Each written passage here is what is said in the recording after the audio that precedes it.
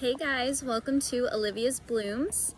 In today's video, I am going to be doing some harvesting of both vegetables and flowers, also some herbs, maybe a little fruits.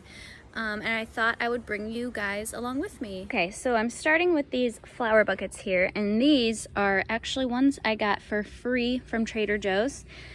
If you go there, I don't know if it's because they can't resell them or reuse them, but if you ask for flower buckets, they'll give them away for free, and they have different sizes. Here's small, here's medium, back there you can see the large, and they are perfect for if you like cutting flowers, cutting and putting your flowers into. So Florette Flower, who if you like flowers or are interested at all in cut flowers, you absolutely need to follow her.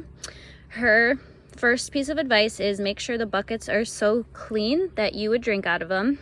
So, I mean, I wash mine with soap and water. I don't think I would ever drink out of these, but they're, I guess, clean in quotation marks. I'll give them one quick rinse just in case any like dust or dirt got on them, because I usually keep them outside. And you want them to be clean for a lot of reasons. One, you don't want bacteria to grow. But also, like, stuff can gunk up the flower stems, and it's all about keeping those flowers hydrated and looking good. So I'll put a couple inches of water in there. Just use my hose water. When I'm fertilizing, I'll try and use my rain barrel water right there. All right, and then I have 2 sets of snips. Really smart planning on my part because they both look exactly the same, but I try and keep them separate. One is for food and one is for ornamental things, because some of these ornamental flowers you do not want to be eating. They can be toxic or just irritating. So I'm gonna go get my flower snips. And the way you can tell them apart is these are older and grosser and lost the middle. So yeah, really helpful, useful way of keeping them apart. I'm gonna start right here with these gorgeous straw flowers. These are a monster straw flower mix. I did a lot of mixes, especially for the flowers I'm growing in the vegetable garden, just because I like having a fun variety. And what I'm gonna do is, similar to how we harvested the herbs, is go down to a leaf node and cut right above that. And I'm cutting really deep because I really want these nice long stems. And you might think, oh no, I'm cutting so much of the plant off, but actually the deeper cuts, it'll start branching out from there and you'll get longer and longer stems. If I cut it kind of right here, the plant would start growing from there, and it's already got this super long stalk. So you might get some kind of thin, puny stems, or even if you get long stems, they're gonna start flopping over. So cutting down low on straw flowers is the way to go. So I'm gonna go ahead and cut this here. I have not mastered this one-handed gardening yet. I'm gonna strip off all of these leaves, and then for this one, with straw flowers, you can either strip them and then hang them upside down in bunches to dry, which I've done a lot of this year, but I think I'm gonna use these in fresh. And in that case, you wanna strip off all of the leaves and throw them in the bucket of water. So let's get these harvested. I also have some statice mixed in here. This is kind of a jumble of flowers. So I also have some pink statice that looks like it's ready to harvest. So let's grab these flowers. Okay, so I'm stripping off these flowers, and then I'm just throwing these leaves into, I have this big kind of catch-all garden tote that's been really useful. I just throw it all into here for now, and then I'll deal with it later. Probably throw it either in the trash or into a compost pile.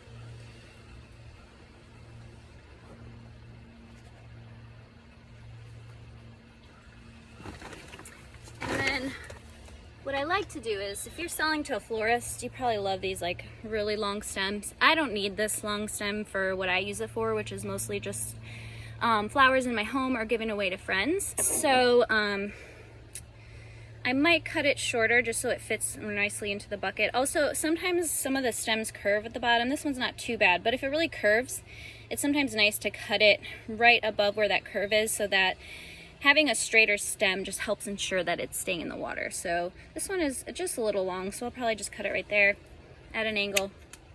And you want to have a nice clean cut. If you smash that stem, it's harder for it to stay hydrated. All right, so let's harvest some straw flowers.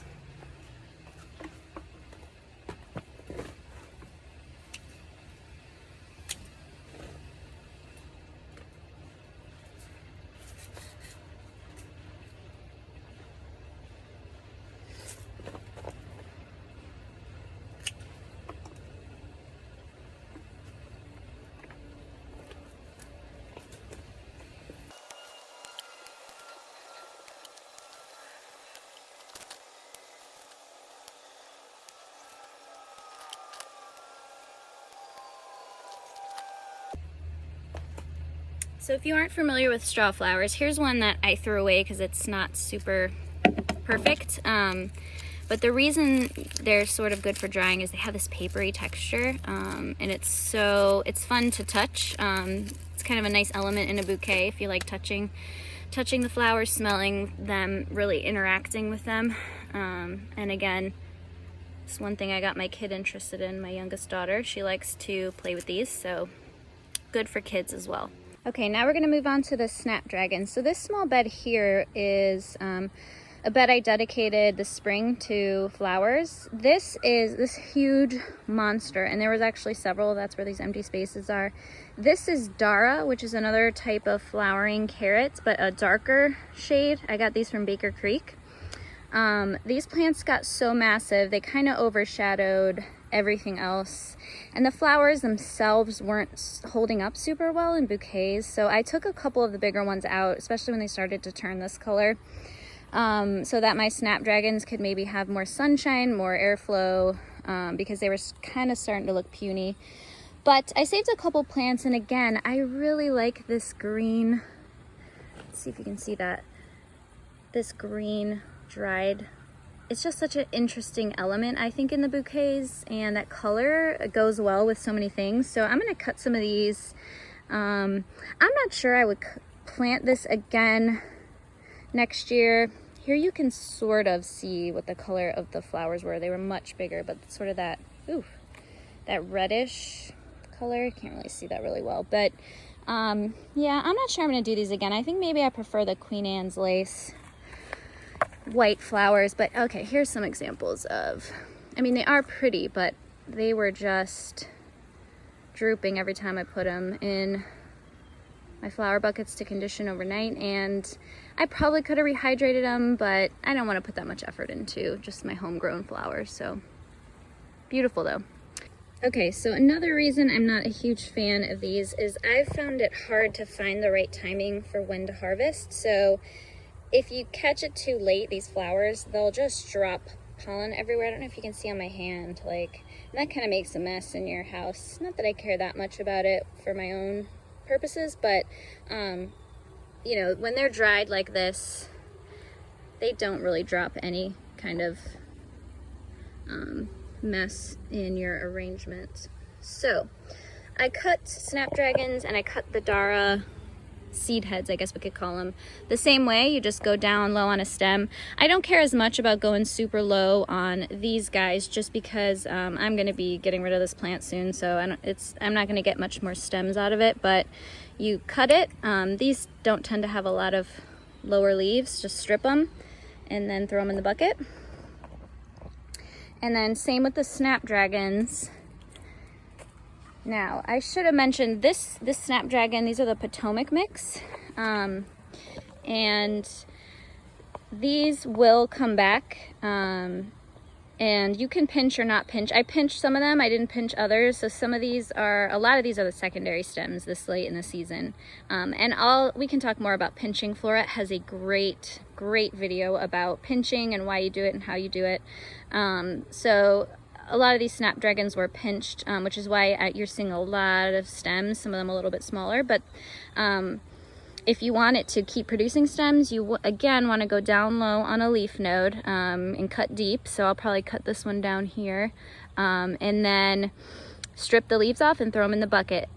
And one thing about snapdragons, if you have never grown them, or if you have grown them, and maybe you've never noticed this, they smell so good. One of my favorite smells in the garden. It smells like kind of like bubble gum. After you cut them and bring them in, I don't notice any smell. It's only really when they're still on the stem, especially on like warm day. Oh my gosh, you guys need to smell some snapdragons, I'm telling you. All right, so let's get these harvested. Okay, so here's a really good example of when you want to harvest your snapdragon. So this one here is kind of open. You can see there's only a couple buds left on the top.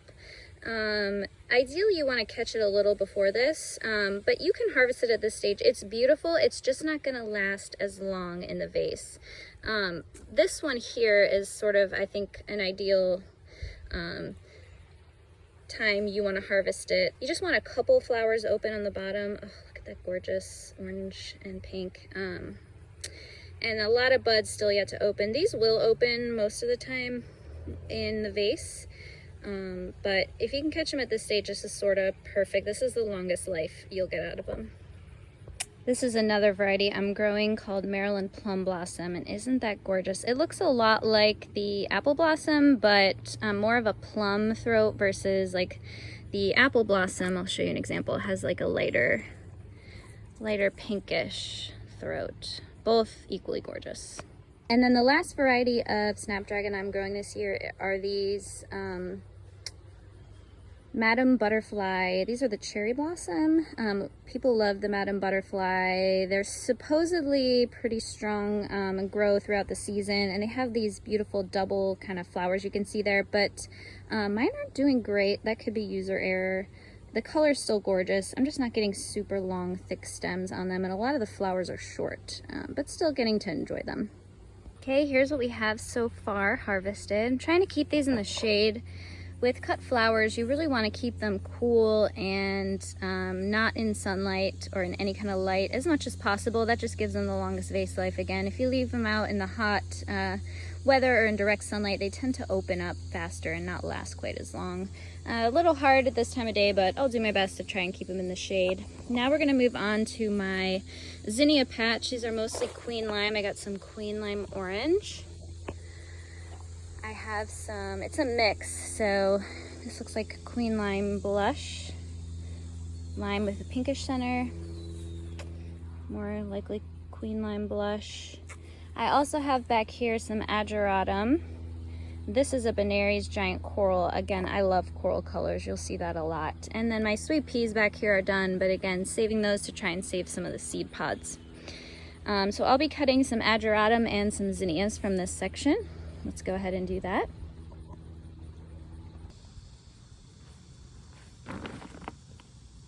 Again, you want to go down to a leaf node, cut right above it, strip the leaves. I'm probably not going to use this one because it's a little bit done, but same principle as many others. Oh, hello, bug. Not as many to harvest here today, but I can grab a few beauties. These are a great focal flower in the summer, and these are so easy to grow from seed. And there's so many different cool varieties of zinnias. I highly recommend them if you want to grow cut flowers. These are a great, especially for beginners, these are a great flower. And even ones that are gone, I'm gonna cut them off and just throw them out because, as I said, you wanna keep cutting them to continue to get flowers throughout the season. For this variety, not for every flower, but for a lot of flowers. We are now moving on to another part of the garden, the main part of the garden, where I have my Queen Anne's lace and some more queen lime zinnias. So I'm gonna grab some of these.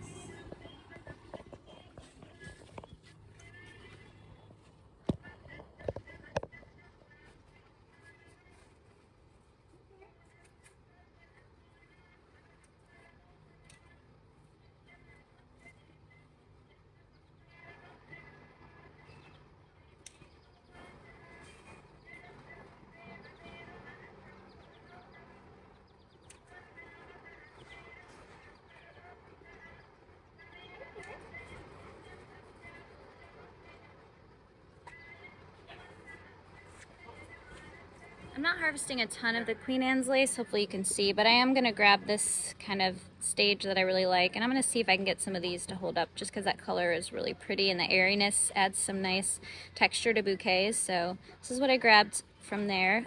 It smells like carrot.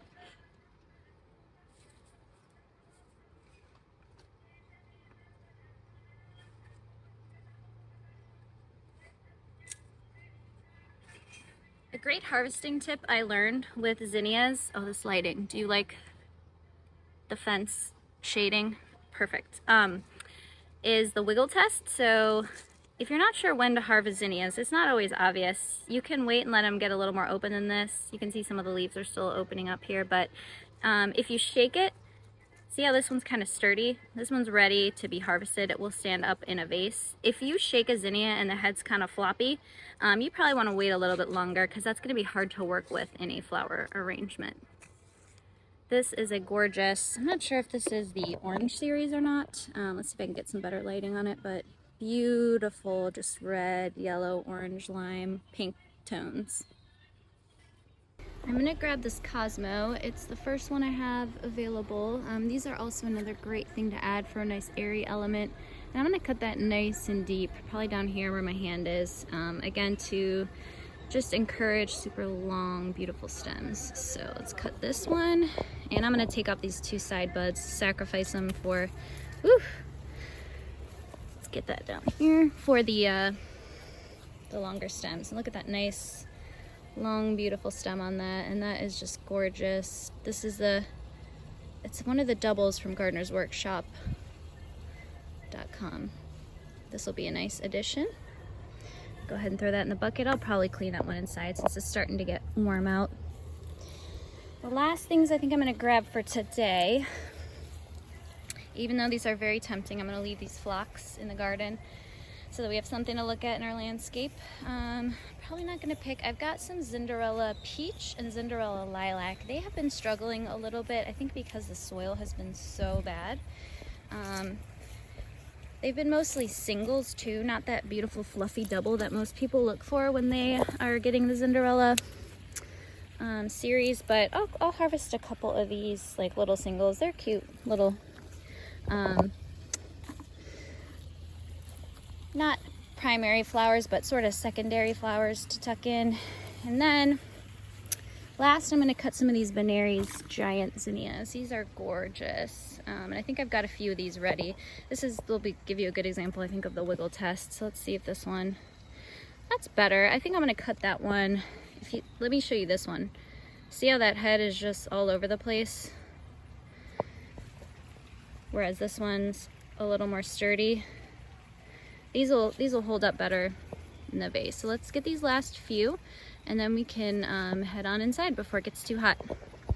One last quick note before we head on inside, but I wanted to show you this larkspur. It is so beautiful. I mean, look at those white fluffy flowers. But my larkspur is so short this year. Usually you get really tall flowers. I think the ones I showed you in my tour on the other side of the yard, much taller.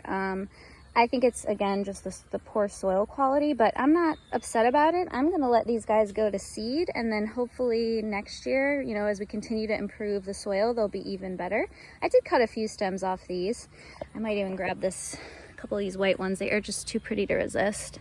Not the longest stems, so short, but I've got some pretty short vases that, you know, these will look gorgeous in. So I'm going to grab a couple of these, and this is the stage you want to harvest them. Similar to snapdragons, this maybe even sooner than this, where just a couple of the bottom flowers are open.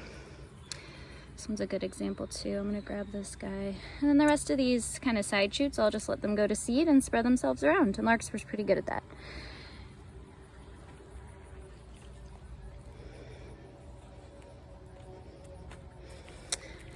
Okay. And here's a final look of everything we grabbed this morning. Oh, just a gorgeous bucket of color.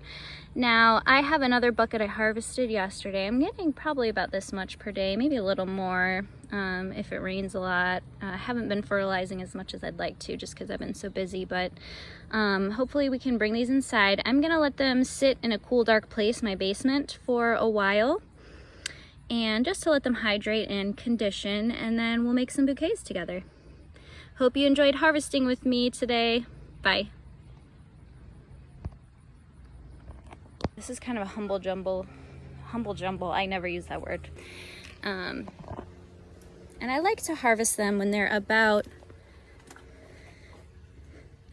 oh, that's my face. That's not the flower. Wonderful. Do you like the fence shading? Perfect.